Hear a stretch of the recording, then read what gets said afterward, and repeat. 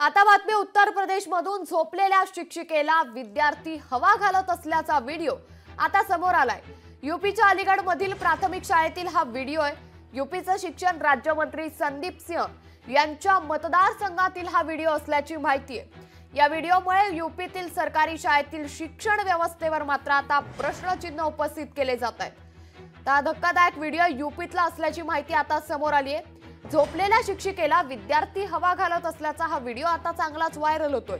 यूपीच्या अलीगढ मधील प्राथमिक शाळेतील हा व्हिडिओ आहे। यूपीचे शिक्षण राज्यमंत्री संदीप सिंह यांच्याच मतदारसंघातील हा व्हिडिओ असल्याची माहिती आता समोर आली आहे। त्यामुळे यूपीतील सरकारी शाळेतील शिक्षण व्यवस्थेवर प्रश्नचिन्ह मात्र उपस्थित होत आहे।